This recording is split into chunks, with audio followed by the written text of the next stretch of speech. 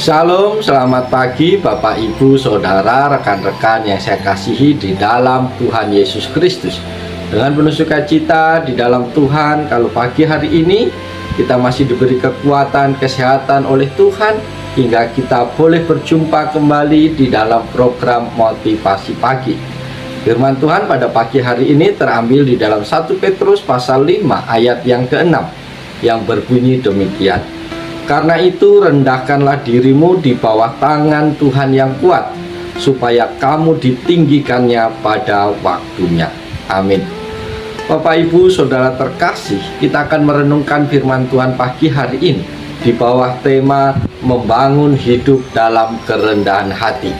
Bapak, Ibu, Saudara terkasih, banyak orang berpikir bahwa merendahkan diri mereka di hadapan orang lain merupakan salah satu tanda kerendahan hati seseorang. Benarkah demikian? Mari kita belajar dari Rasul Paulus yang merupakan contoh terbaik bagi setiap umat Tuhan mengenai bagaimana caranya untuk mendekatkan diri kepada Tuhan dengan cara yang benar. Saudara-saudara terkasih, dengan semua masa lalu dan latar belakangnya yang gelap, Paulus tidak pernah mengerdilkan arti dirinya di hadapan Tuhan dan mengatakan kepada Tuhan bahwa ia adalah orang yang sangat berdosa dan hina. Sebaliknya, Paulus terus-menerus mengatakan dengan sikap rendah hati tentang kasih karunia yang sudah Tuhan limpahkan dalam hidupnya. Bapak, Ibu, Saudara, Rasul Paulus menulis kepada anak rohaninya Timotius, "Aku bersyukur kepada Dia yang menguatkan aku, yaitu Yesus Kristus Tuhan kita, karena ia menganggap aku setia dan mempercayakan pelayanan ini kepadaku. Aku yang tadinya seorang penghujat dan seorang penganiaya dan seorang ganas, tetapi aku telah dikasihaninya, karena semuanya itu telah kulakukan tanpa pengetahuan, yaitu di luar iman." 1 Timotius 1 ayat 12 sampai yang ke-13. Bapak, Ibu, Saudara terkasih, pertanyaan penting yang harus kita ajukan pagi hari ini ialah bagaimana seharusnya kita membangun hidup dalam kerendahan hati. Berdasarkan firman Tuhan yang kita baca, maka ada beberapa hal yang bisa kita lakukan supaya kita hidup dalam kerendahan hati. Yaitu yang pertama, menaklukkan ego kita di bawah otoritas Tuhan. Saudara-saudara terkasih, hal pertama yang harus kita lakukan agar dapat memiliki sikap rendah hati adalah mematikan keakuan kita atau ego kita. Kita harus menolak untuk menempatkan diri kita dan kepentingan kita sebagai prioritas utama. Sebaliknya, kita harus selalu mendahulukan kehendak Tuhan dalam setiap apapun yang terjadi dalam hidup kita.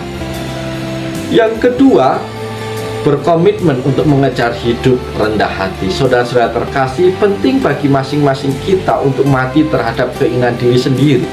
Kita harus menolak untuk mengandalkan diri sendiri dan mencari apa yang menjadi kehendak Tuhan dalam setiap keadaan dan masalah yang kita hadapi. Allah ingin agar kita mengutamakan orang lain, karena ia menciptakan kita sebagai saluran kebenarannya, yaitu kebenaran yang sangat dibutuhkan oleh orang-orang di sekitar kita saat ini.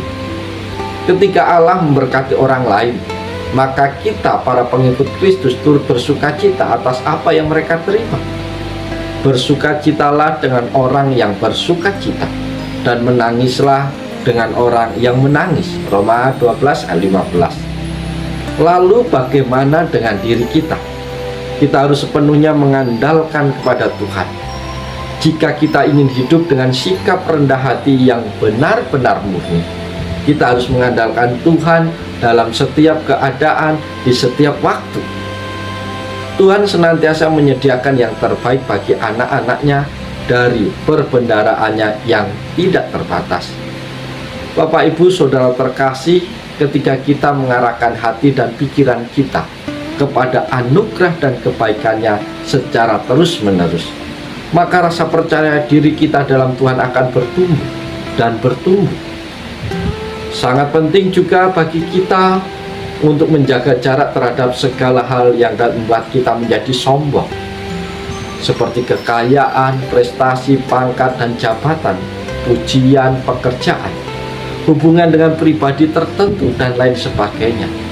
Perlu kita waspadai bahwa hal-hal yang dapat membuat kita menjadi sombong berbeda-beda.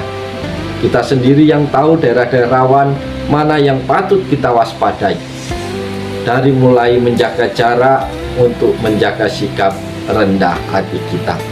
Bapak Ibu Saudara terkasih, dialah firman Tuhan yang singkat pagi hari menolong kita, memotivasi kita untuk belajar mulai pagi hari ini untuk membangun kehidupan yang rendah hati. Karena tinggi hati Tuhan benci, tapi Tuhan mengasihi orang-orang yang rendah hati. Oleh sebab itu, mari kita jalani hari ini dengan penuh sukacita. Kita tetap andalkan Tuhan, lakukan segala sesuatu dengan maksimal dan terbaik, yakin dan percaya Tuhan ada bersama kita sepanjang hari ini. Oleh sebab itu, selamat pagi, selamat berkarya, Tuhan Yesus menolong, Tuhan Yesus memberkati kita semua. Salam haleluya, amin.